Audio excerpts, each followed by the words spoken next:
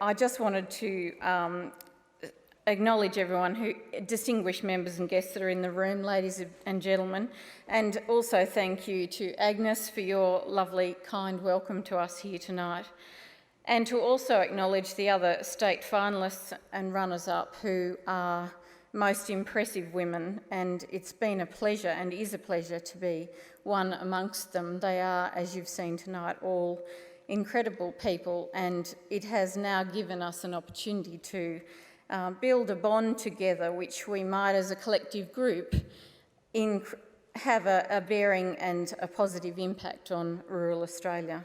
I'd also like to thank the Rural Industries Research and Development Corporation for its vision in supporting and making this opportunity available to us. It takes an enormous amount of work and commitment from a lot of people to actually have this be an opportunity. And I know there's a lot of people who have generously donated and sponsored and become partners to this process as well. So particularly the Westpac Bank, who, as it was pointed out earlier, do have a very proud history in rural Australia. We've had quite a bit to do with Susan Bauer through the process getting to now, and she's been a delightful person to be with. And also thanking ABC for their support for this as well.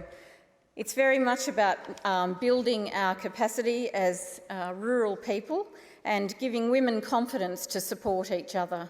It's been and is something that is near and dear to me, as I 25 years ago when I first got married and discovered that we needed to do some preparation in the family and the family business to actually be able to stay in agriculture for the long term.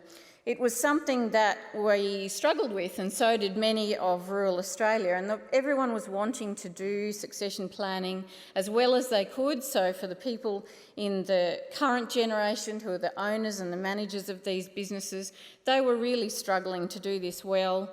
The next generation were biting at their heels, ready for a go and a crack at it, all enthusiastic. And it's difficult to know just how to manage a process like that. And at that time, there wasn't much in the way of support to do so. So I embarked on study, having studied law, then studied psychology and mediation and counselling, and just about anything else I could that would have something to add to a process that would enable families to actually do this better. I felt that, and I believe too today, that it's an enormous blockage to Australian agriculture being as good as it can be if we actually do not transition to the next generation more effectively than we currently are. The next generation are our shining light, and so it's important that we actually have the capacity and the capability to actually transition those people into agriculture, into our businesses and into our communities. They are what will give and do give our communities life and soul. We also, through this award, have the ability to actually be fearless champions for women by enabling them also to shine. Women know that everybody matters. They are unflinching in their knowledge and passionate about a fairer world. And they actually understand that and know that diversity matters. So giving women a platform to communicate in that way and to actually contribute and have a voice actually has us work toward increasing that diversity and the capacity of the contribution of women.